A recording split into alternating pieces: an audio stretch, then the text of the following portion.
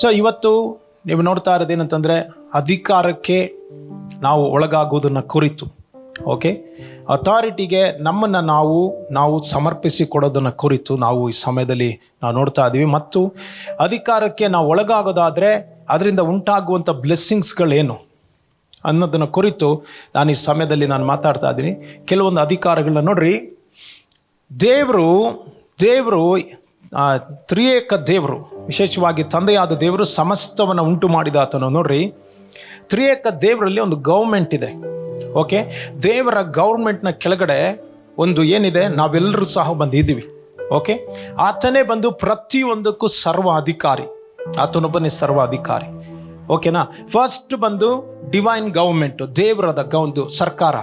Next ದೇವರ ಸರ್ಕಾರದ ಕೆಳಗಡೆ ನೆಕ್ಸ್ಟ್ ಬರೋದು ಫ್ಯಾಮಿಲಿ ಅನ್ನೋದು ಒಂದು ಚಿಕ್ಕ ಗೌರ್ಮೆಂಟ್ ಆಗಿದೆ, ಓಕೆನಾ. ಇದನ್ನು ಅರ್ಥ ಮಾಡ್ಕೊಳ್ಬೇಕು, ಓಕೆ. ಅದರ ನಂತರ ನೆಕ್ಸ್ಟ್ ಬರೋದು ಚರ್ಚ್ ಅನ್ನೋದು ಇನ್ನೊಂದು ಗೌರ್ಮೆಂಟ್ ಆಗಿದೆ, ಆಮೇನ್. ಅದಾದ್ಮೇಲೆ ನೆಕ್ಸ್ಟ್ ನೀವು ಎಲ್ಲಿ ವರ್ಕ್ ಮಾಡ್ತಾ ಇದ್ದೀರೋ ಅದೊಂದು ಚಿಕ್ಕ ಗೌರ್ಮೆಂಟ್ ಆಗಿದೆ. ಸೊ ಇದರಲ್ಲಿ ನೀವು ತೆಗೆದುಕೊಳ್ಳೋದಾದ್ರೆ ಇದರಲ್ಲಿ ಕೆಲವರು ರೆಸ್ಪಾನ್ಸಿಬಿಲಿಟಿಯಲ್ಲಿ ಇರುವಂಥ ವ್ಯಕ್ತಿಗಳು, ಕೆಲವರು ಲೀಡರ್ಸ್ಗಳು, ಕೆಲವರು ತಂದೆಗಳು, ತಾಯಿಗಳು, ಕೆಲವರು ಸಭಾಪಾಲಕರುಗಳು, ಓಕೆ. ಇದ್ರ ಕೆಳಗಡೆ ನಾವು ಇದನ್ನ ಕುರಿತು ಇವತ್ತು ನೋಡ್ತಾ ಇದ್ದೀವಿ.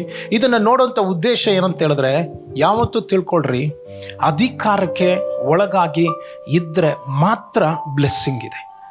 ಅಧಿಕಾರಕ್ಕೆ ಒಳಗಾಗಿದ್ದರೆ ಮಾತ್ರ. ಪ್ರತಿಯೊಬ್ಬ ವ್ಯಕ್ತಿಗಳು, ಈ ಲೋಕದಲ್ಲಿ ಇರುವಂಥ ಪ್ರತಿಯೊಬ್ಬರು ಸಹ ಒಂದಲ್ಲ ಒಂದು ಏನಿದೆ ಅಧಿಕಾರಕ್ಕೆ ಅವ್ರನ್ನ ಸಬ್ಮಿಸ್ ಮಾಡಿಕೊಳ್ಳೇಬೇಕಾಗಿದೆ.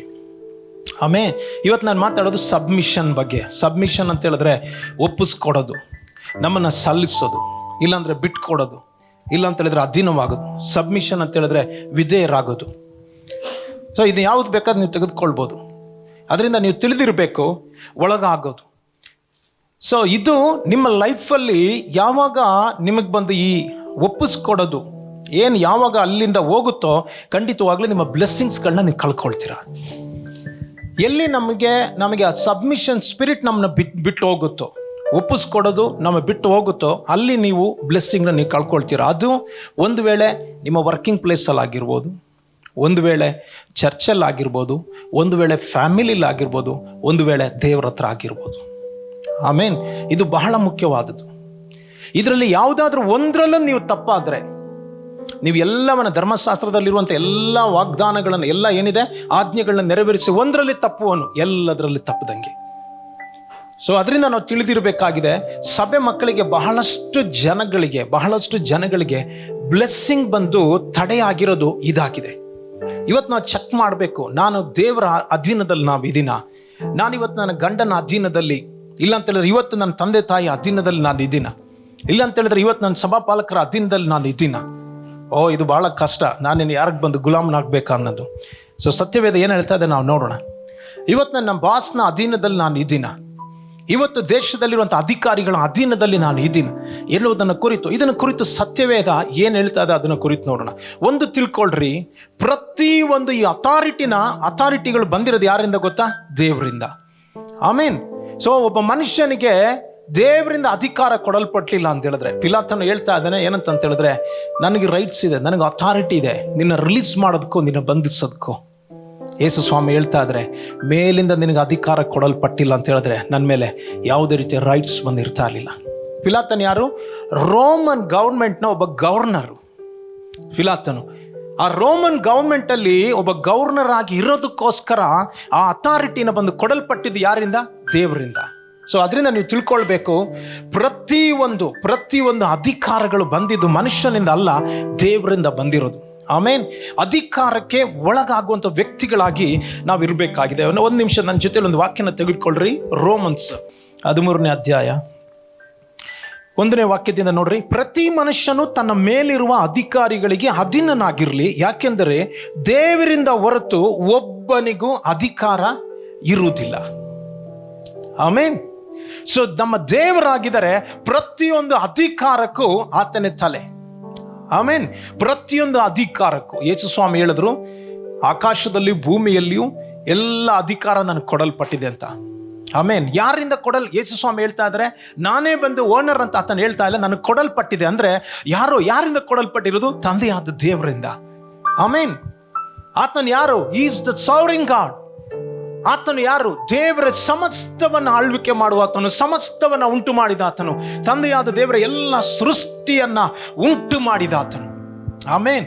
ಅಫ್ಕೋರ್ಸ್ ಆತನ ಕ್ರಿಸ್ತನ ಮುಖಾಂತರ ಎಲ್ಲ ಉಂಟಾದ್ರೂ ಸಹ ಪ್ರತಿಯೊಂದು ಅಧಿಕಾರಗಳು ತಂದೆಯಿಂದ ಕೊಡಲ್ಪಟ್ಟಿರೋದು. ಯೇಸು ಕ್ರಿಸ್ತನ ಆತನ ಭೂಮಿಗೆ ಬರಬೇಕಾದ ತಂದೆಯ ಅಥಾರಿಟಿಯಲ್ಲಿ ಕೆಳಗಡೆ ಇಳಿದುಬಿಟ್ಟು ಬಂದರು. ಆಮೇನ್, ಹಲ್ಲೆಲೂಯಾ. ಯೇಸು ಸ್ವಾಮಿ ಭೂಮಿಲಿ ಬರಬೇಕಾದ್ರೆ ತಂದೆಯಾದ ದೇವರ ಅಧಿಕಾರದ ಕೆಳಗಡೆ ಇದ್ಕೊಂಡು ಆತನ ಭೂಮಿಗೆ ಬಂದರು. ನೋಡ್ರಿ, ಅಧಿಕಾರ ಅನ್ನೋದು ಎಷ್ಟು ಬಹಳ ಮುಖ್ಯವಾದಂತ ತಿಳ್ಕೊಳ್ರಿ. ಅದಕ್ಕೋಸ್ಕರ ಏನ್ ಮಾಡಿದ್ರು? ತಂದೆಯಾದ ದೇವರಿಂದ ಕೊಡಲ್ಪಟ್ಟಂತಹ ಅಥಾರಿಟಿಗೆ, ಆ ರೈಟ್ಸ್ಗೆ ಏನ್ ಮಾಡಿದ್ರು? ಯೇಸು ಸ್ವಾಮಿ ತನ್ನನ್ನ ಒಪ್ಪಿಸ್ಕೊಟ್ರು. ಆತನ ಸಬ್ಮಿಸಿವ್ ಆದ್ರು, ಒಪ್ಪಿಸ್ಕೊಟ್ರು. ಅದಕ್ಕೋಸ್ಕರನೇ ನೀವು ತಿಳ್ಕೊಳ್ರಿ, ನನ್ನ ಜೊತೆಲಿಂದ ವಾಕ್ಯನ ತೆಗೆದುಕೊಳ್ರಿ. ತಂದೆಯಾದ ದೇವರ ಅಥಾರಿಟಿ ಬಗ್ಗೆ, ನನ್ನ ಸಾವರನಿಟಿ ಬಗ್ಗೆ ನಾನು ಹೇಳಕ್ ಬೇಕಾಗಿಲ್ಲ, ನಿಮಗೆ ಗೊತ್ತಿದೆ. ಅದು ಪ್ರತಿಯೊಂದಕ್ಕೂ ಆತನೇ, ಇಡೀ ಗಗನ ಮಂಡಲಗಳು ಆತನೇ ಉಂಟಾಯಿತು. ಕೀರ್ತನೆ 24ರಲ್ಲಿ 1ನೇ ವಾಕ್ಯ ಹೇಳ್ತಾ ಇದೆ, ಭೂಮಿಯು ಅದರಲ್ಲಿರುವಂಥ ಸಮಸ್ತವು ಆತನದೇ, ಲೋಕವು ಅದರಲ್ಲಿರುವಂಥ ನಿವಾಸಿಗಳು ಆತನವೇ. ಆತನೇ ಗಗನ ಮಂಡಲವನ್ನು ಉಂಟು ಮಾಡಿದ ಆತನು, ಸಮಸ್ತವನ್ನು ಉಂಟು ಮಾಡಿದ ಆತನು. ನೀವು ತಿಳ್ಕೊಳ್ರಿ, ಒಂದು ತಿಳಿದಿರ್ಬೇಕು, ಯಾರು? ಆತನ ನಿಮ್ಮ ಸೃಷ್ಟಿಕರ್ತ, ನಿಮ್ಮನ್ನು ಉಂಟು ಮಾಡಿದ ಆತನು ನಿಮ್ಮ ಸೃಷ್ಟಿಕರ್ತ. ನೀವು ತಿಳಿದಿರಬೇಕು, ನನ್ನ ದೇವರ ಅಧೀನದಲ್ಲಿ ನಾನು ಇರಬೇಕು ಅಂತ. ನನ್ನ ದೇವರ ಅಧೀನದಲ್ಲಿ ನಾನು ಇರಬೇಕು. ಯೇಸು ಸ್ವಾಮಿ ತಿಳ್ಕೊಂಡ್ರು, ಹೇಳಿದ್ರು, ಈ ಭೂಮಿಯಲ್ಲಿ ನಾನು ಒಬ್ಬನೇ ಅಲ್ಲ, ನನ್ನನ್ನು ಕಳಿಸಿದ ಆತ ನನ್ನ ಜೊತೆಲಿದ್ದಾರೆ. ನಾನು ಬೋಧಿಸ್ತಾ ಇರೋದು ಆತನ ಏನು ಹೇಳ್ತಾರೋ, ನಾನು ಯಾರಿಗ ಅದ್ಭುತಗಳನ್ನ ಮಾಡ್ತಾ ಇದ್ದೀನೋ, ಆತನ ಯಾರನ್ನ ಸತ್ತವ್ರನ್ನ ಬದುಕಿಸು ಅಂತ ಹೇಳ್ತಾರೋ ಅದಕ್ಕೆ ನಾನು ಒಳಗಾಗ್ತಾ ಇದ್ದೀನಿ, ನನ್ನ ತಂದೆಯ ಅಧೀನಕ್ಕೆ ಒಳಗಾಗ್ತಾ ಇದ್ದೀನಿ. ಎಷ್ಟು ಅದ್ಭುತವಾದದ್ದು ನೋಡ್ರಿ. ಯಾಕೆ ಯೇಸು ಸ್ವಾಮಿಗೆ ಸಮಸ್ತವು ಅಧೀನವಾಯಿತು? ಕಾರಣ ಒಂದೇ, ಆತನಿಗೆ ಅಧೀನವಾಗಿದ್ರಿಂದಲೇ. ಒಂದು ತಿಳ್ಕೊಳ್ರಿ, ನಿಮಗೆ ಯಾವುದಾದ್ರೂ ಅಧೀನ ಆಗ್ಬೇಕಂತ ಹೇಳಿದ್ರೆ ನೀವು ಯಾವುದಕ್ಕಾದ್ರೂ ಅಧೀನರಾಗಬೇಕು. ನೀವೊಂದು ಅಧಿಕಾರದ ಕೆಳಗಡೆ ಬರದಲ್ಲೇ ನೀವು ರಿಬಿಲಿಯನ್ ಆಗಿದ್ರೆ ನಿಮಗೆಲ್ಲವನ್ನು ಸಹ ಬಂದು ನಿಮಗೆ ಎಲ್ಲವನ್ನು ವಿರೋಧಿಸುತ್ತೆ. ಆಮೇನ್. ಅದು ಯಾರೇ ಆಗಿರ್ಬೋದು, ಮನುಷ್ಯರಾಗಿರ್ಬೋದು, ದುರಾತ್ಮಗಳಾಗಿರ್ಬೋದು, ರೋಗಗಳಾಗಿರ್ಬೋದು, ಪಾಪಗಳಾಗಿರ್ಬೋದು, ಲೋಕ ಆಗಿರ್ಬೋದು. ಲೋಕ ನಿಮ್ಗೆ ಅಧೀನ ಆಗ್ಬೇಕಂದ್ರೆ, ಪಾಪ ನಿಮ್ಗೆ ಅಧೀನ ಆಗ್ಬೇಕಂದ್ರೆ, ದುರಾತ್ಮಗಳು ಅಧೀನ ಆಗ್ಬೇಕಂತ ಹೇಳಿದ್ರೆ, ನಿಮ್ಮ ಜೀವಿತದಲ್ಲಿ ನೋಡ್ರಿ, ಪ್ರತಿಯೊಂದು ಕಾರ್ಯಗಳು, ನೇಚರ್ ನಿಮ್ಗೆ ಅಧೀನ ಆಗ್ಬೇಕಂದ್ರೆ ನೀವೊಂದು ಅಥಾರಿಟಿಯ ಕೆಳಗಡೆ ನೀವು ಇರಬೇಕು, ಸಬ್ಮಿಸಿವ್ ಆಗಿರ್ಬೇಕು. ಇದು ಆರಂಭವಾಗೋದು ಎಲ್ಲಿಂದ? ದೇವರಿಂದ. ಹಲ್ಲೆಲೂಯಾ. ಎಷ್ಟು ಅದ್ಭುತವಾದ. ದಯವಿಟ್ಟು ಇದು ನಿಮ್ಮ ಲೈಫಲ್ಲಿ ಬಂದು ತೆಗೆದುಕೊಳ್ರಿ, ಬಹಳ ಇಂಪಾರ್ಟೆಂಟ್ ಆಗಿರುವಂಥದ್ದು. ಓಕೆ, ತಂದೆಯಾದ ಕುರಿತು ನಾನು ಹೇಳಿದೆ. ನೆಕ್ಸ್ಟ್ ನಾನು ಯೇಸುವಿನ ಕುರಿತು ಬಂದು ಹೇಳ್ತಾ ಇದ್ದೀನಿ, ಯಾಕಂದ್ರೆ ಪ್ರತಿಯೊಂದು ಹೇಳಲಿಕ್ಕೆ ನನಗೆ ಸಮಯ ಇಲ್ಲ. ಯೇಸು ಸ್ವಾಮಿ ನೀವು ತೆಗೆದುಕೊಂಡ್ರೆ ಆತನ ಲೈಫಲ್ಲಿ ಪ್ರತಿಯೊಂದು ಕಡೆ ಆತನು ಅಧಿಕಾರಕ್ಕೆ ಒಳಗಾದಂಥವರಾಗಿದ್ರು. ಅಧಿಕಾರಕ್ಕೆ, ಯಾರ ಅಧಿಕಾರಕ್ಕೆ? ತಂದೆಯ ಅಧಿಕಾರಕ್ಕೆ. ಯೇಸು ಸ್ವಾಮಿ ಒಳಗಾಗಿದ್ದು ಗೌರ್ಮೆಂಟ್ನ ಅಧಿಕಾರಕ್ಕೋಸ್ಕರ ಅಲ್ಲ, ಅವ್ರಿಗೋಸ್ಕರ ಅಂತ ಅಲ್ಲ. ಸೊ ಹಂಗಾದ್ರೆ ಅವ್ರು ಪಾಲಿಸ್ಲಿಲ್ವಾ? ಖಂಡಿತವಾಗ್ಲೂ ಪಾಲಿಸಿದ್ರು. ಅದನ್ನ ಖಂಡಿತವಾಗ್ಲೂ ಸಹ ಟ್ಯಾಕ್ಸ್, ರೋಮನ್ ಗೌರ್ಮೆಂಟ್ ಬಂದು ಟ್ಯಾಕ್ಸ್ ಕೇಳ್ಬೇಕಾದ್ರೆ ಅದನ್ನ ಪೇ ಮಾಡಿದ್ರು ಅಲ್ವಾ? ಟ್ಯಾಕ್ಸ್ ಬಂದು ಆತನ ಕಟ್ಟಿದ್ರು. ಪ್ರತಿಯೊಂದು ಗೌರ್ಮೆಂಟ್ಗೆ ಆತನ ಅಧೀನರಾಗಿದ್ರು. ಆದ್ರೆ ಅದೇ ಸಮಯದಲ್ಲಿ ತಿಳ್ಕೊಳ್ರಿ, ದೇವರ ಅಧೀನದಲ್ಲಿ ಯೇಸು ಸ್ವಾಮಿ ಬೆಳೆದ್ರು, ತಂದೆಯಾದ ದೇವರ ಅಧೀನದಲ್ಲಿ. ವಾಕ್ಯಗಳು ಹೇಳ್ತಾ ಇದೆ, ನನ್ನ ಜೊತೆಲಿ ಒಂದು ವಾಕ್ಯನ ತೆಗೆದುಕೊಳ್ರಿ. ಫಿಲಿಪ್ಪದವರಿಗೆ 2ನೇ ಅಧ್ಯಾಯ 3ನೇ ವಾಕ್ಯದಿಂದ ನೋಡ್ರಿ, ಗಮನಿಸ್ರಿ. ಪಕ್ಷಪಾತದಿಂದಾಗಲಿ ಒಣ ಹೆಮ್ಮೆಯಿಂದಾಗಲಿ ಯಾವುದನ್ನು ಮಾಡದೆ ಪ್ರತಿಯೊಬ್ಬನು ದೀನ ಭಾವದಿಂದ ಮತ್ತೊಬ್ಬರನ್ನು ತನಗಿಂತಲೂ ಶ್ರೇಷ್ಠರೆಂದು ಎಣಿಸಲಿ. ನಿಮ್ಮಲ್ಲಿ ಪ್ರತಿಯೊಬ್ಬನು ಸ್ವಹಿತವನ್ನು ಮಾತ್ರ ನೋಡದೆ ಪರಹಿತವನ್ನು ಸಹ ನೋಡಲಿ. ಗಮನಿಸ್ರಿ 5ನೇ ವಾಕ್ಯದಿಂದ, ಈ ಕ್ರಿಸ್ತ ಯೇಸುವಿನಲ್ಲಿ ಇದ್ದಂಥ ಮನಸ್ಸು ನಿಮ್ಮಲ್ಲಿಯೂ ಇರಲಿ. ಆತನು ದೇವ ಸ್ವರೂಪನಾಗಿದ್ದರೂ ದೇವರಿಗೆ ಸರಿಸಮಾನನಾಗಿರುವುದೆಂಬ ಅಮೂಲ್ಯ ಪದವಿಯನ್ನು ಬಿಡಲಲ್ಲೇನು ಎಂದೆಣಿಸದೆ ತನ್ನನ್ನು ಬರಿದು ಮಾಡಿಕೊಂಡು ದಾಸನ ರೂಪವನ್ನು ಧರಿಸಿಕೊಂಡು ಮನುಷ್ಯರಿಗೆ ಸದೃಶನಾದನು. ಹೀಗೆ ಆತನು ಆಕಾರದಲ್ಲಿ ಮನುಷ್ಯನಾಗಿ ಕಾಣಿಸಿಕೊಂಡಿದ್ದಾಗ ತನ್ನನ್ನು ತಗ್ಗಿಸಿಕೊಂಡು ಮರಣವನ್ನ, ಅಂದರೆ ಶಿಲುಬೆಯ ಮರಣವನ್ನಾದರೂ ಹೊಂದುವಷ್ಟು ವಿಧೇಯನಾದನು. ಹಲ್ಲೆಲೂಯಾ. ನೋಡ್ರಿ, ಎಷ್ಟು ಅದ್ಭುತವಾದದ್ದು. ಯೇಸು ಸ್ವಾಮಿ ಆತನ ಯಾಕೆ ವಿಧೇಯನಾಗಬೇಕಾಗಿತ್ತು? ದೇವರ ಪ್ಲಾನ್ ಆಗಿತ್ತು, ತಂದೆಯಾದ ದೇವರ ಉದ್ದೇಶವಾಗಿತ್ತು ಆತನು ವಿಧೇಯನಾಗಬೇಕಾಗಿರೋದು. ದೇವರ ಪ್ಲಾನ್ ಏನು? ಲೋಕಕ್ಕೆ ರಕ್ಷಣೆ ಬರಬೇಕಾಗಿರೋದು, ನನಗೆ ರಕ್ಷಣೆ ಬರಬೇಕಾಗಿರೋದು, ನಾವು ದೇವರ ಮಕ್ಕಳಾಗಬೇಕಾಗಿರೋದು, ನಾವು ಲೋಕದಿಂದ ಬಿಡುಗಡೆ ಆಗಬೇಕಾಗಿರೋದು. ಆಮೇನ್. ಪಾಪದಿಂದ, ದುರಾತ್ಮನ ಕರದಿಂದ ನಾವು ಬಿಡುಗಡೆ ಆಗಬೇಕಾಗಿರೋದು ದೇವರ ಪ್ಲಾನ್ ಆಗಿತ್ತು. ಅದಕ್ಕೋಸ್ಕರ ನೋಡ್ರಿ, ತಂದೆಯಾದ ದೇವರಿಗೆ ಯೇಸು ಸ್ವಾಮಿ ಒಪ್ಪಿಸ್ಕೊಟ್ರಂತೆ. ಸೊ ಇದನ್ನು ನನಗೆ ಎಕ್ಸ್ಪ್ಲೇನ್ ಮಾಡಕ್ಕೆ ಬಂದ ಸಮಯ ಇಲ್ಲ. ನನ್ನ ಜೊತೆಲಿ ಲೂಕ 22ನೇ ಅಧ್ಯಾಯ ನೋಡ್ರಿ. ಲೂಕ 22ನೇ ಅಧ್ಯಾಯ ಗಮನಿಸ್ರಿ. ಯೇಸು ಸ್ವಾಮಿ ಸ್ಥಳದಲ್ಲಿ ಗೆತ್ಸೆಮನೆ ತೋಟದಲ್ಲಿ ಆತನು ಈ ರೀತಿಯಾಗಿ ಪ್ರಾರ್ಥಿಸ್ತಾ ಇದ್ರೆ, ಗೆತ್ಸೆಮನೆ ತೋಟದಲ್ಲಿ ಆತನು 42ನೇ ವಾಕ್ಯದಿಂದ ಗಮನಿಸ್ರಿ ನೋಡ್ರಿ. ಆತನು ಅವರನ್ನು ಬಿಟ್ಟು ಕಲ್ಲೆಸುಗಿಯಷ್ಟು ದೂರ ಹೋಗಿ ಮೊಣಕಾಲೂರಿ, ತಂದೆಯೇ, ನಿನಗೆ ಇಷ್ಟವಿದ್ದರೆ ಈ ಪಾತ್ರೆಯನ್ನು ನನ್ನಿಂದ ತೊಲಗಿಸು, ಹೇಗೂ ನನ್ನ ಚಿತ್ತ ಅಲ್ಲ ನಿನ್ನ ಚಿತ್ತವೇ ಆಗಲಿ ಅಂದನು. ಆಗ ಪರಲೋಕದಿಂದ ಒಬ್ಬ ಓಕೆ ಇದು ನಮ್ಗೆ ಬೇಡ. 42ನೇ ವಾಕ್ಯ ಹೇಳ್ತಾ ಇದೆ. ಯೇಸು ಸ್ವಾಮಿ ನೋಡ್ರಿ ಪಾತ್ರೆಯನ್ನು, ಏನಿತ್ತು ಆ ಪಾತ್ರೆಯಲ್ಲಿ? ಇಡೀ ಮಾನವ ಕುಲದ ಪಾಪ ಆತನ ಮೇಲೆ ಅದು ಬರುವುದಾಗಿತ್ತು. ಯೇಸು ಸ್ವಾಮಿ ಗೊತ್ತಿತ್ತು. ಆತನು ಪಡಬೇಕಾಗಿರುವಂಥ ಪಾಡುಗಳ ಬಗ್ಗೆ ಗೊತ್ತಿತ್ತು. ಆತನ ಶರೀರ ಜಜ್ಜಲ್ಪಡುವುದು ಗೊತ್ತಿತ್ತು. ಅದಕ್ಕೋಸ್ಕರ ಆತನ ರೊಟ್ಟಿಯನ್ನು ಮುರಿದು ತನ್ನ ಶಿಷ್ಯಂದ್ರಗಳಿಗೆ ಕೊಟ್ಟರು. ದ್ರಾಕ್ಷಾರಸವನ್ನು ತೆಗೆದು ಪಾತ್ರೆಯಲ್ಲಿ ತನ್ನ ಶಿಷ್ಯಂದ್ರಗಳಿಗೆ ಕೊಟ್ಟರು. ಯಾಕಂತ ಆತನು ಗೊತ್ತಿತ್ತು, ಇದು ನಿಮಗೋಸ್ಕರ ನಾನು ಚೆಲ್ಲಲ್ಪಡುವಂಥ ನನ್ನ ರಕ್ತ, ಇದು ನಿಮಗೋಸ್ಕರ ಮುರಿಯಲ್ಪಡುವಂಥ ನನ್ನ ಶರೀರ ಅಂತ ಹೇಳಿದ್ರು. ಗೆತ್ಸೆಮನೆ ತೋಟದಲ್ಲಿ ಆತನ ಸಮೀಪ ಆತನ ಏನಿದೆ ದೇವರ ಉದ್ದೇಶಗಳು ಬರಬೇಕಾದ್ರೆ ಯೇಸು ಸ್ವಾಮಿ ಅದಕ್ಕಾಗಿ ಒಪ್ಪಿಸ್ಕೊಟ್ರು. ಯಾರಿಗೆ? ತಂದೆಗೆ. ಅದಕ್ಕೋಸ್ಕರ ಆತನ ಹೇಳ್ತಾ ಇದ್ದಾರೆ, ತಂದೆ ನಿನ್ನ ಚಿತ್ತವಾದರೆ, ಸಾಧ್ಯವಾದರೆ ಈ ಪಾತ್ರೆಯನ್ನು ನನ್ನಿಂದ ತೊಲಗಲಿ, ಹೇಗೂ ನನ್ನ ಚಿತ್ತ ಅಲ್ಲ ನಿನ್ನ ಚಿತ್ತ. ಆಮೇನ್. ಅಂದ್ರೆ ನೀವು ತಿಳ್ಕೊಳ್ರಿ, ದೇವರ ಚಿತ್ತಕ್ಕೆ ಆತನು ತನ್ನನ್ನು ಸಂಪೂರ್ಣವಾಗಿ ಆತನು ಸಬ್ಮಿಟ್ ಆಗಿದ್ರು, ಒಪ್ಪಿಸ್ಕೊಟ್ಟಿದ್ರು, ಒಳಗಾಗಿದ್ರು, ಸಲ್ಲಿಸಿದ್ರು. ಎಷ್ಟು ಅದ್ಭುತವಾದದ್ದು. ಆಮೇನ್.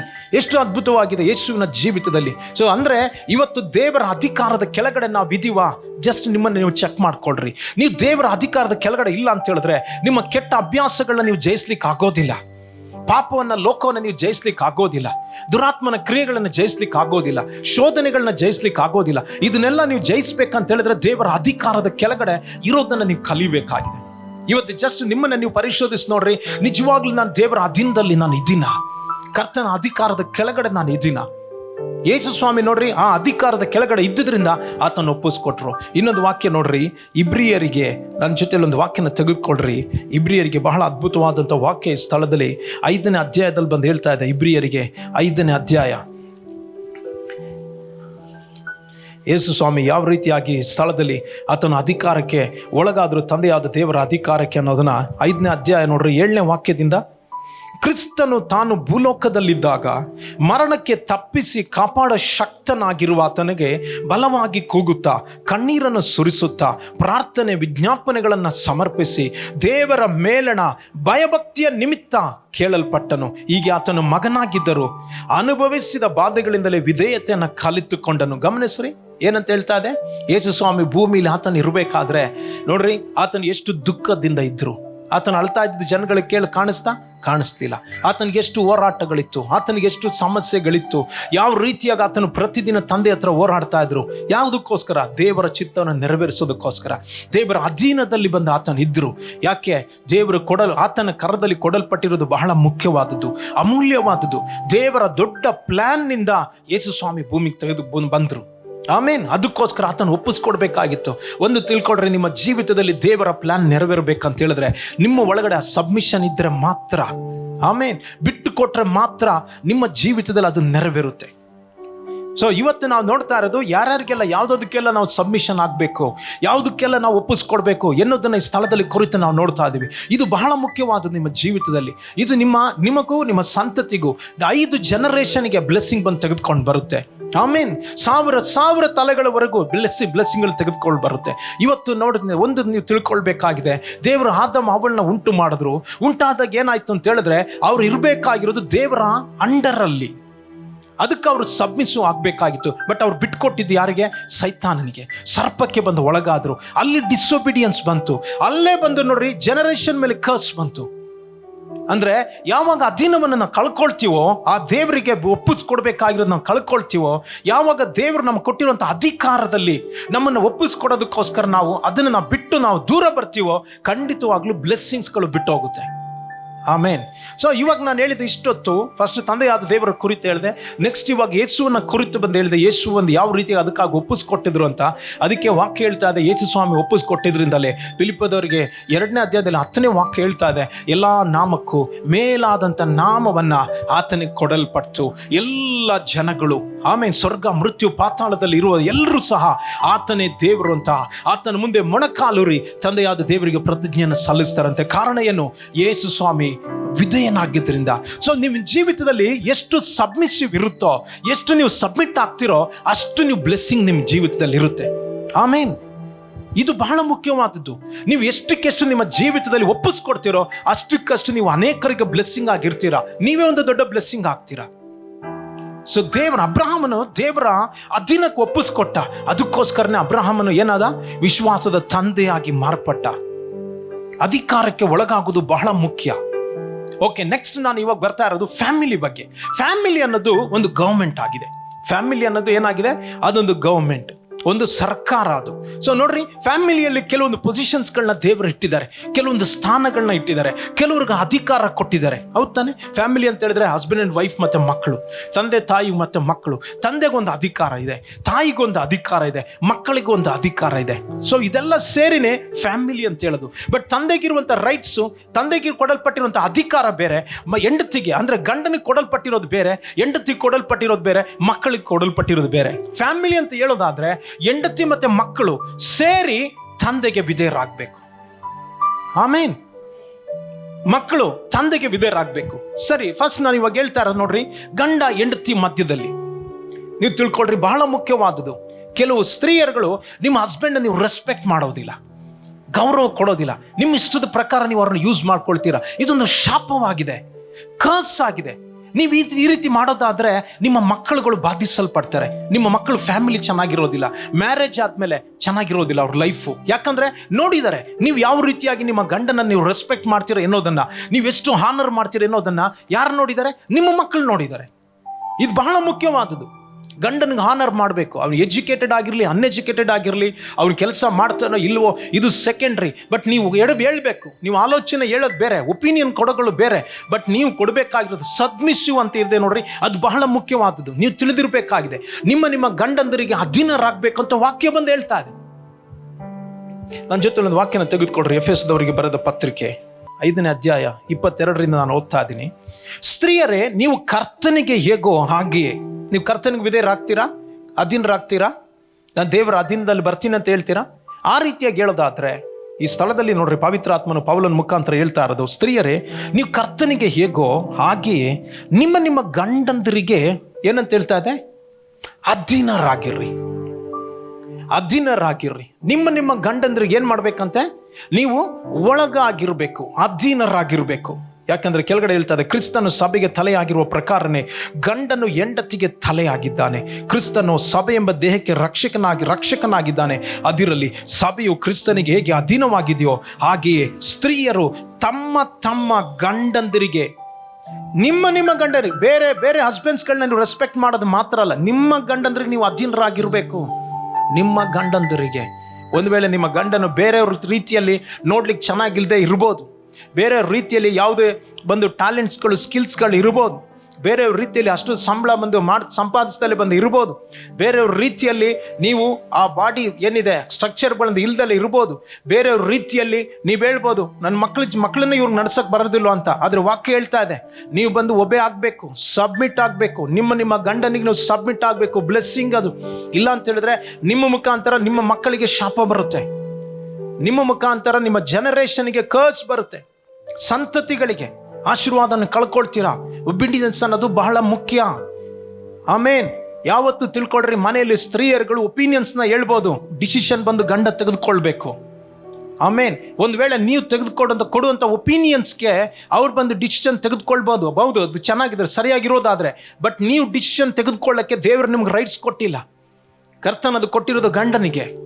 ಯಾಕಂದ್ರೆ ಗಂಡನನ್ನ ತಲೆಯಾಗಿ ದೇವರು ಇಟ್ಟಿರೋದ್ರಿಂದ ಬಹಳ ಮುಖ್ಯವಾಗಿ ನೀವು ತಿಳಿದಿರಬೇಕಾಗಿದೆ. ಇದು ಮುಖ್ಯವಾದದ್ದು. ಅದೇ ಸಮಯದಲ್ಲಿ ಗಂಡಂದಿರು ನೀವು ತಿಳಿದಿರಬೇಕಾಗಿದೆ, ನಿಮ್ಮ ಜೀವಿತದಲ್ಲಿ ನಿಮ್ಮ ಇಷ್ಟದ ಪ್ರಕಾರ ನಡೆಯೋದಕ್ಕೋಸ್ಕರ ದೇವರು ನಿಮ್ಮನ್ನ ಬಿಡೋದಿಲ್ಲ. ಕ್ರಿಸ್ತನ ಕೆಳಗಡೆ ನೀವು ಇದ್ದೀರಾ.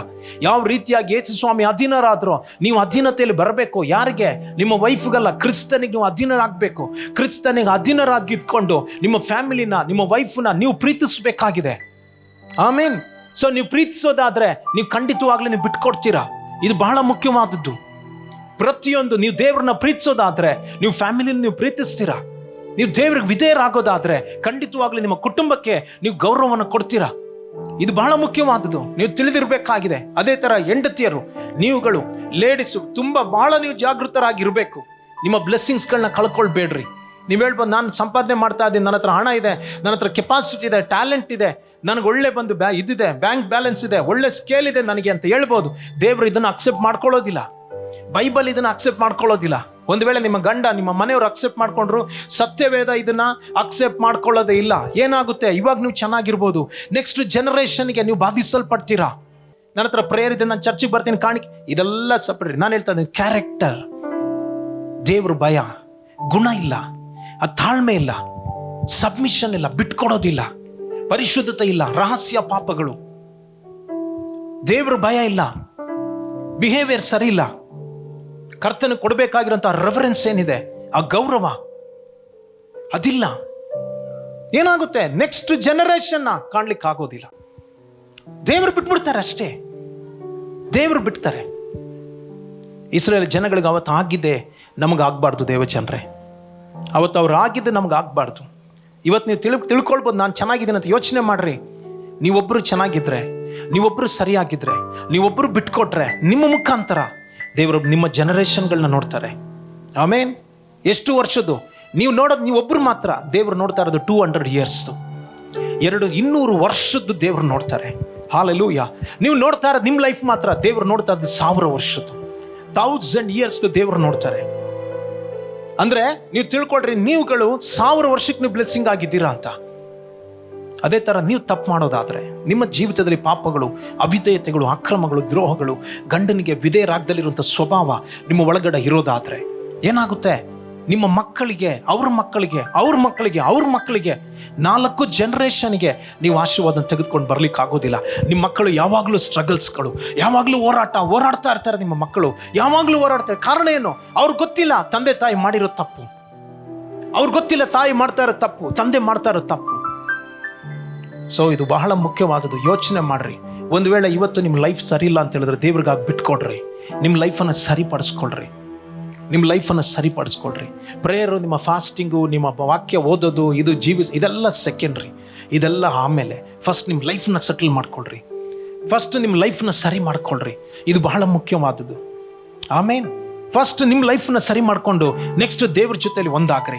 ಆಮೇಲೆ ಮಿನಿಸ್ಟ್ರಿ, ಆಮೇಲೆ ಚರ್ಚ್, ಆಮೇಲೆ ಪ್ರೇಯರ್, ಆಮೇಲೆ ದೇಶಕ್ಕಾಗಿ ಪ್ರಾರ್ಥನೆ, ಇದೆಲ್ಲ ಆಮೇಲೆ. ಫಸ್ಟ್ ನಿಮ್ಮನ್ನ ಸರಿ ಮಾಡಿಸ್ಕೊಳ್ರಿ, ನಿಮ್ಮನ್ನ ಸರಿ ಮಾಡ್ಕೊಳ್ರಿ. ಆಮೇಲೆ ನೀವು ಯಾವ ರೀತಿಯಾಗಿದ್ದೀರಾ, ಎಸ್ಪೆಷಲಿ ಸ್ತ್ರೀಯರುಗಳು, ನಿಮ್ಮ ಗಂಡನಿಗೆ ಎಷ್ಟು ವಿಧೇಯರಾಗಿದ್ದೀರಾ ನೋಡ್ರಿ. ನಾನು ಕರ್ತನಿಗೆ ಅಧೀನರಾಗ್ತೀನಿ ಅಂತ ನೀವು ಹೇಳೋದಾದ್ರೆ, ಖಂಡಿತವಾಗ್ಲೂ ಎಲ್ಲಿಂದ ಬರುತ್ತೆ ಗೊತ್ತಾ, ಅದು ನಿಮ್ಮ ಹಸ್ಬೆಂಡಿಗೆ ನೀವು ವಿಧೇಯರಾಗೋದ್ರಿಂದ.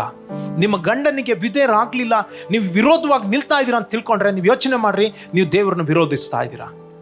ನೀವು ಗಂಡನ ಅಧಿಕಾರನ ನೀವು ವಿರೋಧಿಸ್ತಾ ಇದ್ದೀರಾ ಅಂತ ತಿಳ್ಕೊಂಡ್ರೆ, ನಿಮಗೆ ತಿಳ್ಕೊಳ್ರಿ, ನೀವು ಫೌಂಡೇಶನ್ನ ಯಾವುದು, ಕ್ರಿಸ್ತನ ಅಧಿಕಾರವನ್ನ ನೀವು ವಿರೋಧಿಸ್ತಾ ಇದ್ದೀರಾ. ನೀವು ಗಂಡನಿಗೆ ರೆಬಲ್ ಆಗ್ತಾ ಇದ್ದೀರಾ. ನೀವು ತಿಳ್ಕೊಳ್ರಿ, ನಿಮ್ಮ ತಂದೆ, ನಿಮ್ಮ ಗಂಡನಿಗೆ, ನಿಮ್ಮ ಯಾರು ಮೊದಲಿಂಗನಿಗೆ, ಯೇಸುಗೆ ನೀವು ರೆಬಲ್ ಆಗ್ತಾ ಇದ್ದೀರಾ, ವಿರೋಧವಾಗಿ ನಿಲ್ತಾ ಇದ್ದೀರಾ ಅಂತ. ಸೊ ದಯವಿಟ್ಟು ನಾನು ಹೇಳ್ತಾ ಇದ್ದೀನಿ, ನಿಮ್ಮ ಗಂಡ ಹೇಗೆ ಇದ್ರು ಅಕ್ಸೆಪ್ಟ್ ಮಾಡ್ಕೊಳ್ರಿ, ಅಧೀನರಾಗಿರ್ರಿ. ಯಾವತ್ತು ತಿಳ್ಕೊಬಿಡ್ರಿ, ನಾನು ಯಾಕೆ ನನ್ನ ಗಂಡನಿಗೆ ವಿಧೇಯನಾಗಬೇಕು, ನನ್ನ ಗಂಡನಿಗಿಂತ ನಾನು ಜಾಸ್ತಿ ಸ್ಯಾಲ್ರಿ ಇದೆ, ನನಗೆ ಚೆನ್ನಾಗಿದೆ, ನನಗೆ ಬಂದು ಕೆಪಾಸಿಟಿ ಇದೆ, ಟ್ಯಾಲೆಂಟ್ ಇದೆ, ಸ್ಕಿಲ್ಸ್ ಇದೆ, ನನಗೆಲ್ಲ ಗೊತ್ತು, ನನ್ನ ಗಂಡನಿಗೆ ಏನು ಗೊತ್ತಿಲ್ಲ ಹೇಳ್ಬೇಡ್ರಿ. ದೇವರು ಇದಕ್ಕೆ ಖಂಡಿತವಾಗ್ಲೂ ಅಕ್ಸೆಪ್ಟ್ ಮಾಡ್ಕೊಳ್ಳೋದಿಲ್ಲ. ಯಾಕಂದ್ರೆ ಬೈಬಲ್ ಅದನ್ನು ಹೇಳ್ತಾರೆ, ಬೈಬಲ್ನ ಕುರಿತು ಹೇಳ್ತಾರೆ. ಸೊ ಅದೇ ಸಮಯದಲ್ಲಿ ಗಂಡನ ಯಾವ ರೀತಿಯಾಗಿದ್ದರೂ ಸಹ ನೀವು ತಿಳಿದಿರಬೇಕಾಗಿದೆ, ಕ್ರಿಸ್ತನು ನಿಮಗೆ ತಲೆ ಆಗಿರೋದ್ರಿಂದ ನೀವುಗಳ ಅಧೀನರಾಗಬೇಕಾಗಿರೋದು ಬಹಳ ಮುಖ್ಯವಾದುದು. ನಿಮ್ಮ ಜೀವಿತದಲ್ಲಿ ಬೇಕಾಗಿರುವಂಥ ಪರಿಶುದ್ಧತೆ, ಬೇಕಾಗಿರುವಂಥ ಭಕ್ತಿ, ಒಳ್ಳೆಯ ಗುಣಗಳು, ಒಳ್ಳೆಯ ಅಭ್ಯಾಸಗಳು ಬಹಳ ಮುಖ್ಯ. ನೀವು ತಿಳ್ಕೊಳ್ರಿ, ನೀವು ಕುಟುಂಬಕ್ಕೆ ನೀವು ತಲೆ ಆಗಿದ್ದೀರಾ. ಅದೇ ಸಮಯದಲ್ಲಿ ನಿಮ್ಮ ಮಕ್ಕಳಿಗೆ, ನಿಮ್ಮ ಹೆಂಡತಿಗೆ ಶಾಪನ ತೆಗೆದುಕೊಂಡು ಬರಬೇಡ್ರಿ. ನಿಮ್ಮ ಜೀವಿತ, ನಿಮ್ಮ ನಡತೆಯಿಂದ ನೀವು ಹೇಳ್ಬೋದು, ಇವತ್ತು ನನ್ನ ಮಗ ಹಂಗಿದ್ದಾನೆ, ಹಿಂಗಿದ್ದಾನೆ, ಚೆಕ್ ಮಾಡ್ರಿ ನಿಮ್ಮ ಲೈಫು. ನನ್ನ ಮಕ್ಕಳು ಹಿಂಗಿದ್ದಾರೆ, ನನ್ನ ಹೆಂಡತಿ ಹಿಂಗೆ, ಚೆಕ್ ಮಾಡ್ರಿ ನಿಮ್ಮ ಲೈಫನ್ನ ಹೇಗಿದೆ. ನೀವು ಸರಿಯಾಗಿ ಕೆಲಸ ಮಾಡಿದ್ದೀರಾ, ನೀವು ಸರಿಯಾಗಿ ಹಣನ ಏನಿದೆ ಇದನ್ನ ಮನಿನ ಮ್ಯಾನೇಜ್ ಮಾಡಿದ್ದೀರಾ, ನೀವು ಸರಿಯಾದ ರೀತಿಯಲ್ಲಿ ಬಂದು ಒಂದು ಸ್ಟೀವರ್ಡ್ಗಳಾಗಿದ್ದೀರಾ, ಮನೆ ವಾರ್ತೇವ್ರ ಹಣನ ನೀವು ಸರಿಯಾದ ರೀತಿಯಲ್ಲಿ ಹ್ಯಾಂಡಲ್ ಮಾಡ್ಲಿಕ್ಕೆ ಗೊತ್ತಾ, ನೀವು ಸರಿಯಾದ ರೀತಿಯಲ್ಲಿ ಕೆಲಸ ಮಾಡಿದ್ದೀರಾ, ಚೆಕ್ ಮಾಡ್ರಿ.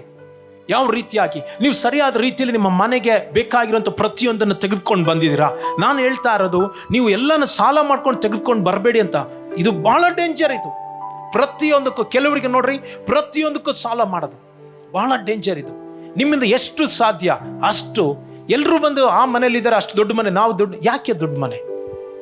ಎಲ್ಲರೂ ಅಂಥ ಡ್ರೆಸ್ನ ಹಾಕ್ತಾ ಇದ್ದಾರೆ, ನಾವು ಸಹ ಏನಕ್ಕೋಸ್ಕರ? ನಿಮ್ಮ ಸ್ಯಾಲ್ರಿ ಎಷ್ಟಿದೆ, ನಿಮ್ಮ ಇನ್ಕಮ್ ಎಷ್ಟಿದೆ, ಅದಕ್ಕೊಳಗಾಗಿರ್ರಿ. ಅದಕ್ಕೆ ಬಂದು ಸರಿಯಾಗಿ ದೇವ್ರ ಹತ್ರ ಇರ್ರಿ. ಖಂಡಿತವಾಗ್ಲೂ ದೇವ್ರ ನಂಬಿಗಸ್ತನು.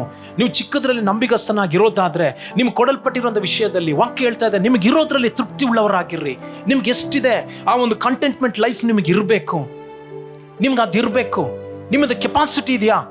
ನಾನು ಇವಾಗ ಏನಂತಂದ್ರೆ, ನಿಮ್ಗೆ ಇರೋದ್ರಲ್ಲಿ ಇಲ್ದೆಲ್ಲ ಇರೋದ್ರಲ್ಲಿ ಅಲ್ಲ, ನಿಮ್ಗೆ ಏನಿದೆಯೋ ಅದರಲ್ಲಿ ತೃಪ್ತರಾಗಿರ್ರಿ. ದಯವಿಟ್ಟು ಹೇಳ್ತಾ ಇದ್ದೀನಿ, ಹಾರ್ಡ್ ವರ್ಕ್ ಮಾಡ್ರಿ, ಸಂಪಾದನೆ ಮಾಡ್ರಿ, ಸುಮ್ಮನೆ ಮನೇಲಿ ಕೂತ್ಕೊಂಡ್ಬೇಡ್ರಿ.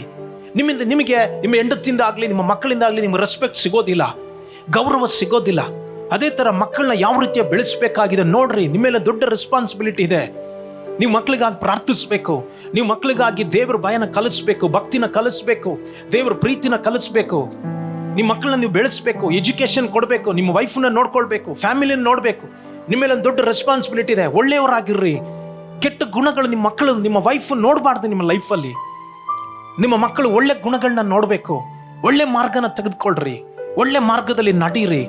ನನ್ನ ತಂದೆ ಒಳ್ಳೆ ಭಕ್ತಿ ಉಳ್ಳವರು ಅಂತ ನೋಡಬೇಕು.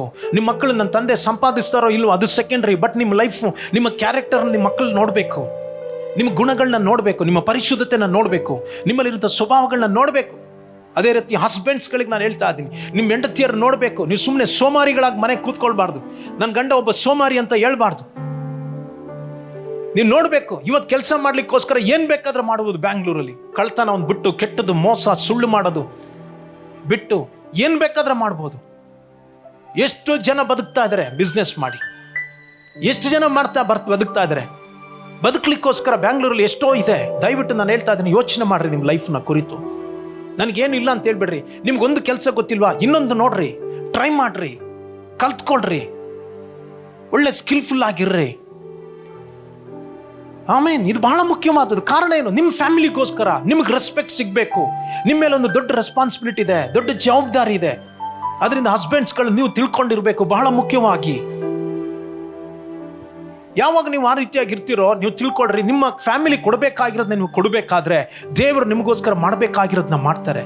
ನಾನು ಹೇಳ್ತಾ ಇರೋದು ಲಕ್ಸುರಿಯಾಗಿ ನಿಮ್ಮ ಫ್ಯಾಮಿಲಿ ಅಂತಲ್ಲ, ನಾನು ನಿಮ್ಮ ಹತ್ರ ಇರೋದ್ರಲ್ಲಿ, ವಾಕ್ಯ ಹೇಳ್ತಾ ಇದೆ, ನಿಮ್ಮ ಹತ್ರ ಇರೋದ್ರಲ್ಲಿ ತೃಪ್ತಿ ಉಳ್ಳವರಾಗಿರ್ರಿ. ನಿಮ್ಗೆ ಎಷ್ಟು ಇನ್ಕಮ್ ಇದೆಯೋ ಅದರಲ್ಲಿ ನಡೀರಿ. ಸೋಮಾರಿಗಳಾಗಿ ನಾವು ಇರಬಾರ್ದು. ಅದೇ ಥರ ಲಾವಿಶ್ ಆಗಿ ಜೀವಿಸೋದನ್ನು ಕಲ್ತ್ಕೊಬಾರ್ದು. ನಮಗೆ ಸಿಂಪ್ಲಿಸಿಟಿ ಬೇಕಾಗಿದೆ. ಸರಳವಾಗಿ ನಾವು ಜೀವಿಸಬೇಕು. ಸರಳತೆ ಅನ್ನೋದು ಬಹಳ ಮುಖ್ಯ. ಇದು ನಮಗೆ ದೇವರು ಕಲಿಸ್ಕೊಡ್ತಾರೆ. ಸತ್ಯವೇದದಲ್ಲಿ ಅದನ್ನೇ ಬಂದು ಹೇಳ್ತಾ ಇರೋದು. ನೀವು ಕ್ರಿಸ್ತನ ಕೆಳಗಡೆ ಇದ್ಕೊಂಡು, ಆ ಲಿಮಿಟಲ್ಲಿ ಇದ್ಕೊಂಡು, ಆ ಕ್ರಿಸ್ತನ ಕವರಿಂಗಲ್ಲಿ ಇದ್ಕೊಂಡು ನೀವೆಲ್ಲವನ್ನು ಮಾಡಬೇಕಾಗಿದೆ. ಅವಾಗ ಏನಾಗುತ್ತೆ, ನಿಮ್ಮ ಫ್ಯಾಮಿಲಿ, ನಿಮ್ಮ ವೈಫು ಮತ್ತು ನಿಮ್ಮ ಮಕ್ಕಳಿಗೆ ಒಂದು ದೊಡ್ಡ ಬ್ಲೆಸ್ಸಿಂಗ್ ಆಗಿ ನೀವು ಇರ್ತೀರಾ. ಆಮೇನ್. ಸೊ ಇದು ಬಹಳ ಮುಖ್ಯವಾದವು. ನೆಕ್ಸ್ಟ್, ಮಕ್ಕಳುಗಳು ನೀವು ತಿಳಿದಿರಬೇಕಾಗಿದೆ. ಮಕ್ಕಳು ನಮ್ಮ ಮಧ್ಯದಲ್ಲಿ ಇಲ್ಲ. ನೀವುಗಳು ತಿಳ್ಕೊಂಡಿರ್ಬೇಕು. ಮಕ್ಕಳುಗಳು ತಂದೆ ತಾಯಿಗಳ ಮಧ್ಯದಲ್ಲಿ ನೀವು ಇದ್ದೀರಾ. ನಿಮ್ಮ ತಂದೆ ತಾಯಿಗಳ ಅಧೀನದಲ್ಲಿ ನೀವು ಇರಬೇಕು. ಕಲಿಬೇಕು. ನೀವು ತಂದೆ ತಾಯಿಗಳಿಗೆ ಯಾವಾಗಲೂ ಸಹ ರೆಸ್ಪೆಕ್ಟ್ ಕೊಡೋದನ್ನ, ಅಧೀನದಲ್ಲಿ ಇರೋದನ್ನ. ಎಷ್ಟೊಂದು ವಾಕ್ಯಗಳಿದೆ ಇವತ್ತು. ವೈಫ್ನ ಕುರಿತು ವಾಕ್ಯಗಳಿದೆ, ಹಸ್ಬೆಂಡ್ನ ಕುರಿತು ವಾಕ್ಯಗಳಿದೆ. ಅದು ಮಾತ್ರವಲ್ಲದೆ ಮಕ್ಕಳನ್ನ ಕುರಿತು ವಾಕ್ಯಗಳಿದೆ. ಎಫೆಸದವರಿಗೆ ನನ್ನ ಜೊತೆಲಿ ತೆಗೆದುಕೊಳ್ಳ್ರಿ. ಎಫೆಸದವರಿಗೆ 6ನೇ ಅಧ್ಯಾಯ, ಅದರಲ್ಲಿ 1ನೇ ವಾಕ್ಯ. ಯಾಕಂದ್ರೆ ಫ್ಯಾಮಿಲಿ ಅನ್ನೋದು ಒಂದು ಗೌರ್ಮೆಂಟ್ ಆಗಿದೆ. ಫ್ಯಾಮಿಲಿ ಅನ್ನೋದು ಒಂದು ಸರ್ಕಾರ. ಸೊ ಇದು ಬಹಳ ಮುಖ್ಯವಾದದ್ದು. ಯಾಕೆ ಇವತ್ತು ಫ್ಯಾಮಿಲಿಲಿ ಬ್ಲೆಸ್ಸಿಂಗ್ಸ್ಗಳು ಇಲ್ಲ ಅಂತ ಹೇಳಿದ್ರೆ, ಅಧಿಕಾರಕ್ಕೆ ಒಳಗಾಗೋದು ಗೊತ್ತಾಗ್ತಾ ಇಲ್ಲ. ಗಂಡನಿಗೆ ಅಧಿಕಾರಕ್ಕೆ ಒಳಗಾಗೋದು ಗೊತ್ತಿಲ್ಲ, ಹೆಂಡತಿಗೆ ಅಧಿಕಾರಕ್ಕೆ ಒಳಗಾಗೋದು ಗೊತ್ತಿಲ್ಲ, ಮಕ್ಕಳಿಗೆ ಅಧಿಕಾರದ ಒಳಗಾಗೋದು ಬಂದು ಗೊತ್ತಿಲ್ಲ. ನೋಡ್ರಿ, ಎಫೆಸದವರಿಗೆ 6ನೇ ಅಧ್ಯಾಯದಲ್ಲಿ 1ನೇ ವಾಕ್ಯ ಹೇಳ್ತಾ ಇದೆ, ಮಕ್ಕಳೇ ನೀವು ಕರ್ತನಲ್ಲಿ ಇರುವವರಿಗೆ ತಕ್ಕ ಹಾಗೆ ನಿಮ್ಮ ತಂದೆ ತಾಯಿಗಳ ಮಾತನ್ನ ಕೇಳಬೇಕು. ಇದೇನಾಗಿದೆ? ಇದು ಧರ್ಮವಾಗಿದೆ. ಹಲ್ಲೆಲೂಯಾ. ಕೊಲೊಸ್ಸದವರಿಗೆ ತೆಗೆದುಕೊಳ್ರಿ. ಕೊಲೊಸ್ಸದವರಿಗೆ 3ನೇ ಅಧ್ಯಾಯ, ಅದರಲ್ಲಿ 20ನೇ ವಾಕ್ಯ ನೋಡ್ರಿ. ಕೊಲೊಸ್ಸದವರಿಗೆ 3ನೇ ಅಧ್ಯಾಯದ 20ನೇ ವಾಕ್ಯ. ಮಕ್ಕಳೇ, ಎಲ್ಲಾ ವಿಷಯಗಳಲ್ಲಿ ನಿಮ್ಮ ತಂದೆ ತಾಯಿಗಳ ಮಾತನ್ನ ಕೇಳ್ರಿ, ಇದು ಕರ್ತನ ದೃಷ್ಟಿಯಲ್ಲಿ ಮೆಚ್ಚುಗೆ ಆಗಿದೆ. ಆಮೇನ್. ದೇವರು ಇಷ್ಟಪಡ್ತಾರೆ ತಂದೆ ತಾಯಿಗಳಿಗೆ ಮಕ್ಕಳು ವಿಧೇಯರಾಗಬೇಕಾದ್ರೆ.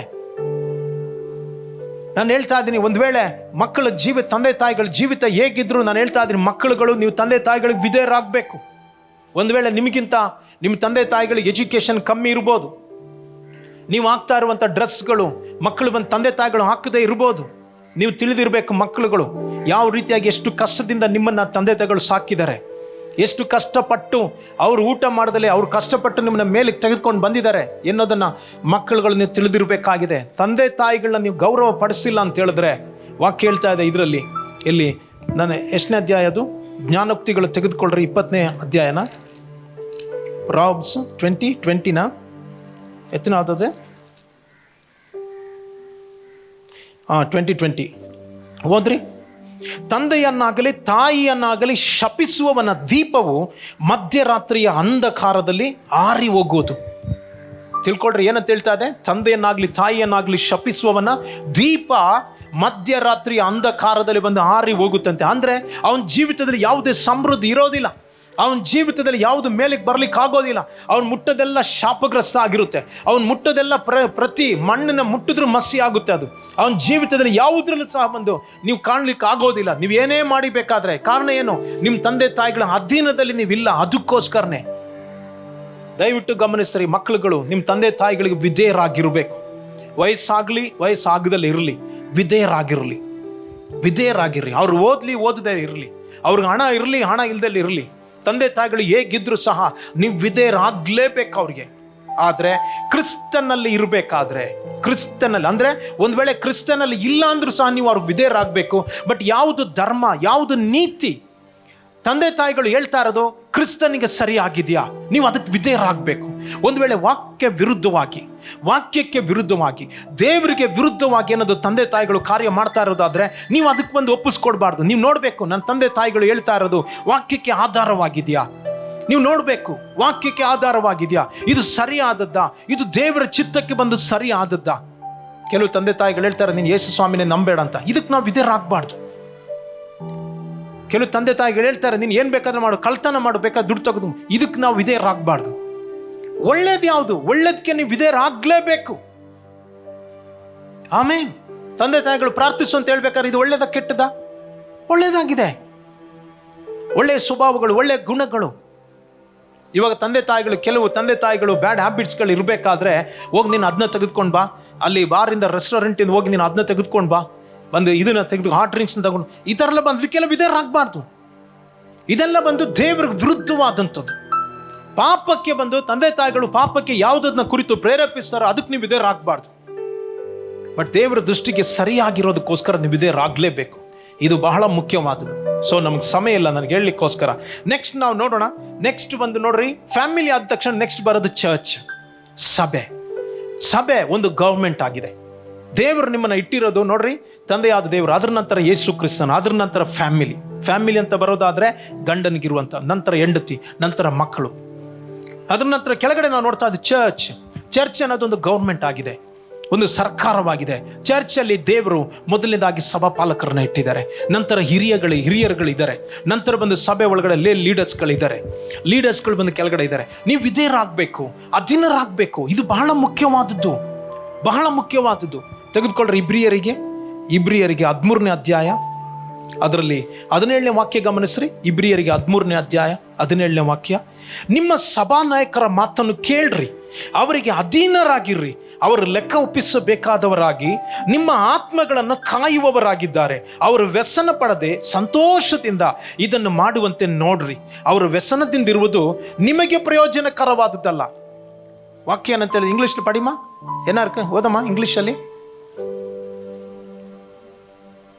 ಯಾರಾದರೂ ಓದ್ರಿ ಒಬ್ರು ಇಂಗ್ಲೀಷಲ್ಲಿ.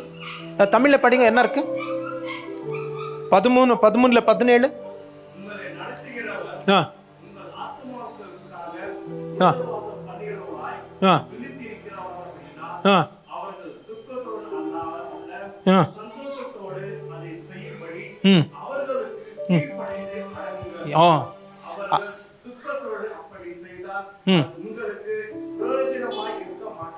ನೋಡ್ರಿ ಏನಂತ ಹೇಳ್ತದೆ, அவர்களுக்கு கீழ்ப்படிந்து ಅಡಂಗುங்கள். ನೋಡ್ರಿ ಎಷ್ಟು ಬಹಳ ಮುಖ್ಯವಾದದ್ದು. ನೋಡ್ರಿ ಇದು ಯಾರು ಹೇಳ್ತಾ ಇರೋದು? ದೇವ್ರು ನಮಗೆ ಹೇಳ್ತಾ ಇರೋದು. ಚರ್ಚ್ ಅನ್ನೋದು ಎಲ್ಲಿಂದ ಪ್ರಾರಂಭವಾದದ್ದು? ಕೆಲವ್ರು ಹೇಳ್ತಾರೆ ಏನಂತಂದ್ರೆ, ಏನೇ ಆದ್ರೂ ಪಾಸ್ಟರ್ಗೆ ಮಾತ್ರ ಗೊತ್ತಾಗಬಾರ್ದು. ಎಷ್ಟು ಡೇಂಜರ್ ಇದು ಗೊತ್ತಾ? ಅಲ್ಲೇ ನಿಮ್ಮ ಬ್ಲೆಸ್ಸಿಂಗ್ ಬಂದು ಇದಾಗುತ್ತೆ. ಕೆಲವ್ರು ಹೇಳ್ತಾರೆ ಪಾಸ್ಟರ್ ಬೈತಾರೆ. ಹೇಳೋದು ತಪ್ಪ?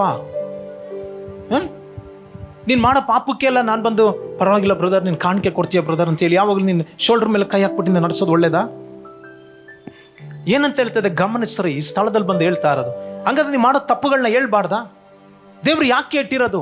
ನನ್ನ ಒಬ್ಬ ಕುರುಬನಾಗಿ, ನಮ್ಮೆಲ್ರಿಗೂ ಒಬ್ಬ ಕುರುಬನಿದ್ದಾರೆ, ಹಿರಿ ಕುರುಬನು ಆತನ ಯೇಸು. ಬಟ್ ಕಿರಿ ಕುರುಬಗಳು, ಚಿಕ್ಕ ಕುರುಬರುಗಳು ನಾವುಗಳಾಗಿದ್ದೀವಿ. ಸಭೆ ಅನ್ನೋದು ಒಂದು ಗವರ್ಮೆಂಟ್. ಸಭೆ ಕೆಳಗಡೆ ಯಾವುದಿದೆ? ಸಭೆ ಮೇಲ್ಗಡೆ ಯಾರಿದ್ದಾರೆ? ದೇವ್ರಿದ್ದಾರೆ.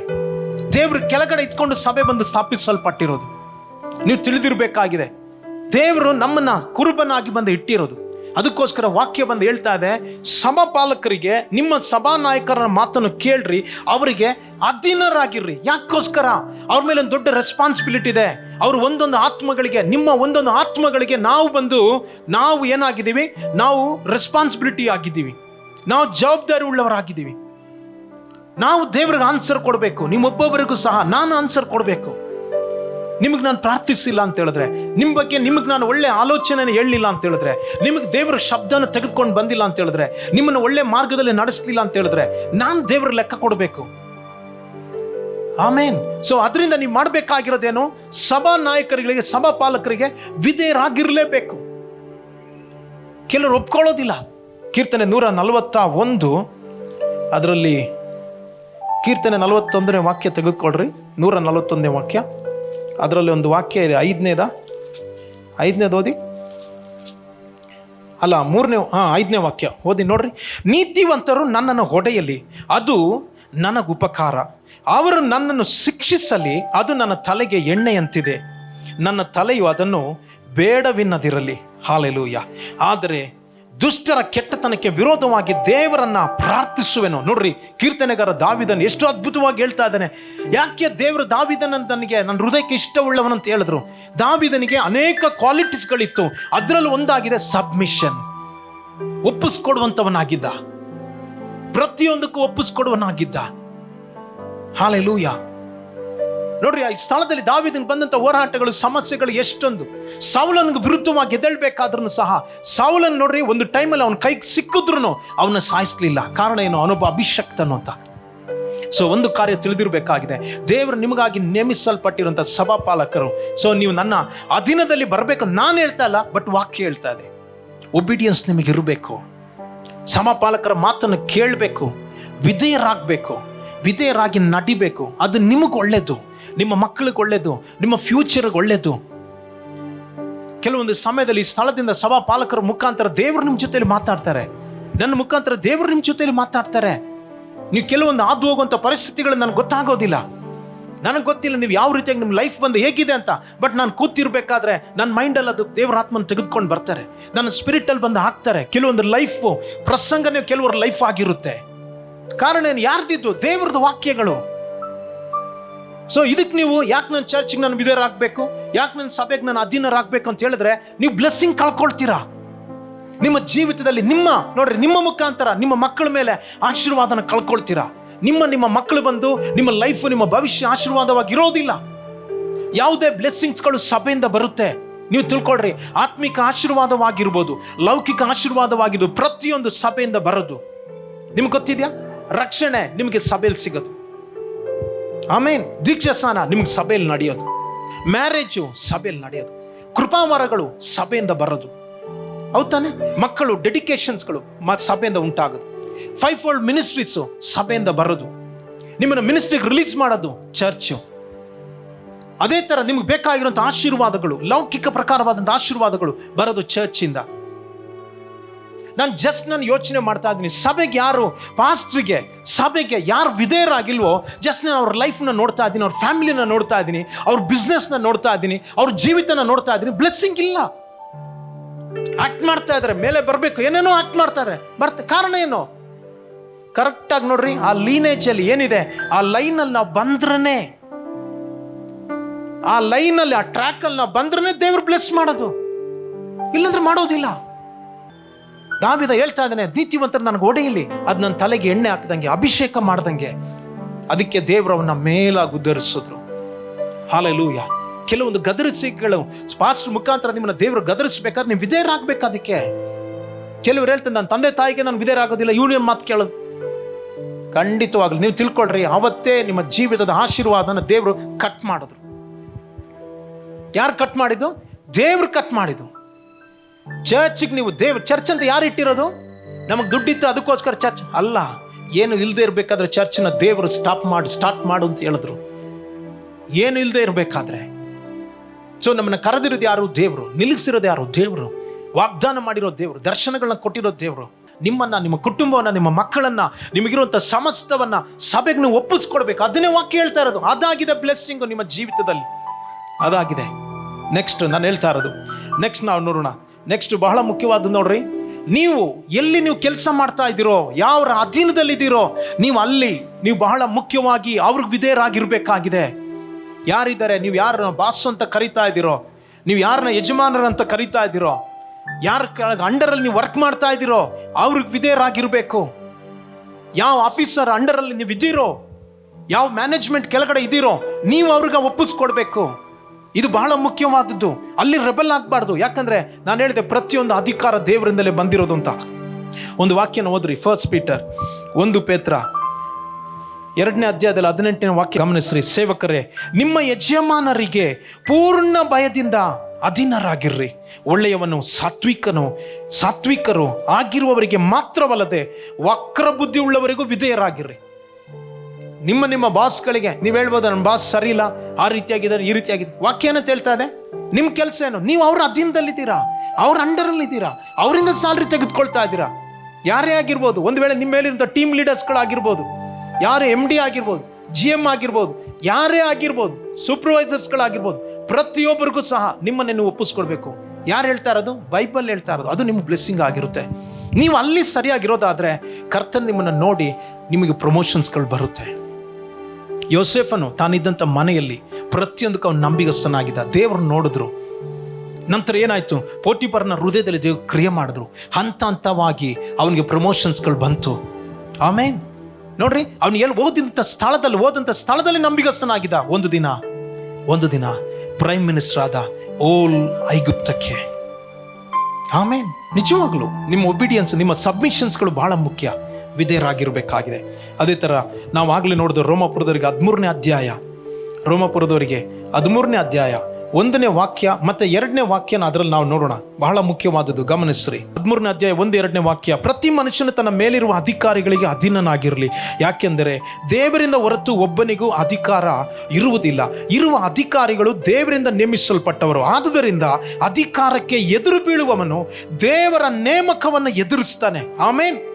ಅಂದ್ರೆ ನೀವು ಅಧಿಕಾರಕ್ಕೆ ಸಬ್ಮಿಷನ್ ಆಗಿಲ್ಲ ಅಂತ ಹೇಳಿದ್ರೆ, ನೀವು ಅದನ್ನ ರೆಬಲ್ ಮಾಡೋದಾದ್ರೆ, ದೇವರು ಹಾಕಿರುವಂತ ಸಿಸ್ಟಮ್ನೇ, ಆ ಸಿಸ್ಟಮ್ಗೆ ವಿರುದ್ಧವಾಗಿ, ದೇವರ ಸಿಸ್ಟಮ್ಗೆ ವಿರುದ್ಧವಾಗಿ ಎದ್ದೇಳ್ತಾ ಇದೆ. ಆಮೇನ್. ನೀವು ಹೇಳ್ಬೋದು, ನಾನು ಇದು ಏನಿದೆ ಈ ಕಂಪನಿಯ ರೂಲ್ಸ್ ಅಂಡ್ ರೆಗ್ಯುಲೇಷನ್ಗೆ ನಾನು ಒಬ್ಬೇ ಆಗೋದಿಲ್ಲ ಅಂತ. ನೀವು ತಿಳ್ಕೊಳ್ರಿ, ನೀವು ದೇವರನ್ನ ಯೋಚನೆ ಮಾಡಬೇಕು, ಕರ್ತನನ್ನು ಯೋಚನೆ ಮಾಡಬೇಕು. ಬಹಳ ಮುಖ್ಯವಾದದ್ದು. ಯಾರೇ ಆದ್ರೂ, ಯಾವುದೇ ರೀತಿಲೂ ಸಹ, ಎಲ್ಲಿ ನೀವು ವರ್ಕ್ ಮಾಡ್ತಾ ಇದ್ದೀರಾ, ಯಾರು ಕೆಳಗಡೆ ಇದ್ದೀರಾ, ಅವರಿಗೆ ವಿಧೇಯರಾಗಿರ್ಬೇಕಾಗಿರೋದು ಬಹಳ ಮುಖ್ಯ. ನಿಮ್ಮ ವಿಧೇಯತನ ನೋಡಿ ಯಾರಿಗೂ ಗೊತ್ತು. ನೀವು ಇವತ್ತು ವರ್ಕರ್ಸ್ ಆಗಿರ್ಬೋದು, ನಾಳೆ ದಿನ ನಿಮ್ಮನ್ನೇ ದೇವರು ಬಾಸ್ಗಳಾಗಿ, ಓನರ್ಗಳಾಗಿ ಮಾಡ್ಬೋದು.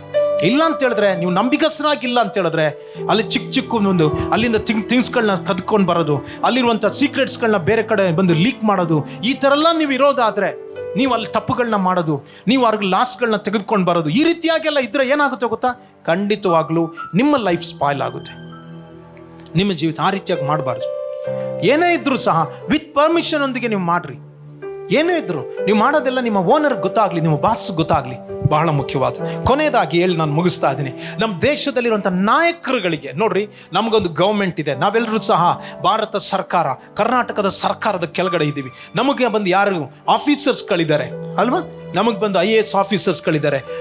ಯಾರಿದ್ದಾರೆ ನಮಗೆ ನೋಡ್ರಿ, ಕೆಳಗಡೆ ಯಾರ್ಯಾರಿದ್ದಾರೆ ನಮ್ಮ ಮೇಲ್ಗಡೆ ಕೊಡಲ್ಪಟ್ಟಿರುವಂಥವ್ರು, ಕಾರ್ಪೊರೇಟರ್ಸ್ಗಳಾಗಲಿ, MLAಗಳಾಗಲಿ, MP ಕ್ಯಾಬಿನೆಟ್ ಮಿನಿಸ್ಟರ್ಸ್ಗಳಾಗಲಿ, ಚೀಫ್ ಮಿನಿಸ್ಟರ್ಸ್ಗಳಾಗಲಿ, ಪ್ರೈಮ್ ಮಿನಿಸ್ಟರ್ಗಳಾಗಲಿ, ಪ್ರತಿಯೊಬ್ಬರಿಗೂ ಸಹ ನಮ್ಮ ಗೌರ್ಮೆಂಟ್ಗೆ ನಾವು ವಿಧೇಯರಾಗಬೇಕು. ನೀವು ತಿಳ್ಕೊಳ್ರಿ, ಗೌರ್ಮೆಂಟಿಗೆ ನಾನು ವಿಧೇಯನಾಗಲಿಲ್ಲ ಅಂತ ಹೇಳಿದ್ರೆ ಏನಾಗುತ್ತೆ? ಈಗ ವ್ಯಾಕ್ಸಿನೇಷನ್ ಮ್ಯಾಂಡೇಟರಿ ಮಾಡ್ತಾ ಇದ್ದಾರೆ, ನಾನು ತೆಗೆದುಕೊಳ್ಳೋದಿಲ್ಲ. ಆಧಾರ್ ಕಾರ್ಡು ಮತ್ತು ಪಾನ್ ಕಾರ್ಡ್ 2 ಮರ್ಜಾಗಿ ನಾನು ತೆಗೆದುಕೊಳ್ಳೋದಿಲ್ಲ.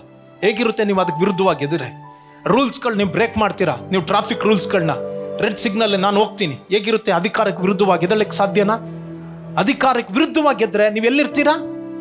ಜೈಲಲ್ಲಿ ಇರ್ತೀರಾ. ಅರ್ಥ ಆಗ್ತಿದೆ ಹೇಳ್ತಾ ಇರೋದು? ನೋಡ್ರಿ, ಪ್ರತಿಯೊಂದು ಅಧಿಕಾರಕ್ಕೆ ನಾವು ವಿಧೇಯರಾಗಬೇಕು. ಆಮೇನ್. ಟೈಟಸ್ ತಿಮೋತಿ 3ನೇ ಅಧ್ಯಾಯ 1 ಮತ್ತು 2ನೇ ವಾಕ್ಯ, 1 ಪೇತ್ರ 2ನೇ ಅಧ್ಯಾಯ 13 ಮತ್ತು 14ನೇ ವಾಕ್ಯ. ಈ ವಾಕ್ಯಗಳೆಲ್ಲ ಹೇಳ್ತಾ ಇದೆ ನೀವು ಅಧಿಕಾರಕ್ಕೆ ಒಳಗಾಗಿರ್ಬೇಕು. ಸೊ ದೇವಜನರೇ, ಇಲ್ಲಿಗೆ ನಾನು ನಿಲ್ಲಿಸ್ತಾ ಇದ್ದೀನಿ, ಇದನ್ನೆಲ್ಲ ಓದ್ಲಿಕ್ಕೆ ಸಮಯ ಇಲ್ಲ. ಕರ್ತನೇ ಅಧಿಕಾರಕ್ಕೆ ಒಳಗಾಗ್ಲಿ ದೇವ್ರೆ. ಯಾವಾಗ ಆದಾಮನ ಅವಳ ಅಧಿಕಾರಕ್ಕೆ ಒಳಗಾಗೋದನ್ನು ಬಿಟ್ಟರೋ ಆಗ್ಲೇ ಶಾಪ ಬಂತು. ಸ್ವಾಮಿ ದೇವರೇ ಸಹಾಯ ಮಾಡು. ನಿನ್ನ ಮಕ್ಕಳು ಆ ರೀತಿಯಾಗಿರೋದಾದ್ರೆ ಸ್ವಾಮಿ, ಇವತ್ತು ಕರ್ತನೇ ನಿನ್ನ ಸೇವಕನಾಗಿರುವಂತ ನಾನು ಪ್ರಾರ್ಥಿಸ್ತಾ ಇದ್ದೇನೆ ರಾಜ, ಮನಮರುಗು ದೇವ್ರೆ. ಈ ಜನಗಳ ಮೇಲೆ ಮನಮರುಗು, ಈ ಕುಟುಂಬದ ಮೇಲೆ ಮನಮರುಗು, ಒಬ್ಬೊಬ್ಬರ ಮೇಲೆ ಮನಮರುಗು ಸ್ವಾಮಿ. ಮಾಡಿರುವಂಥ ತಪ್ಪುಗಳನ್ನ ಕ್ಷಮಿಸು, ನಿನ್ನ ಮಾರ್ಗದಲ್ಲಿ ನಡೆಸು ರಾಜ. ನಿನ್ನ ಕರದಲ್ಲಿ ಒಬ್ಬೊಬ್ಬರನ್ನ ಒಪ್ಪಿಸ್ಕೊಟ್ಟು ಆಶೀರ್ವದಿಸಿ ಪ್ರಾರ್ಥಿಸ್ತಾ ಇದ್ದೀನಿ ಯೇಸುವಿನ ನಾಮದಲ್ಲಿ ತಂದೆಯಾದ ದೇವರೇ, ಆಮೇನ್ ಆಮೇನ್.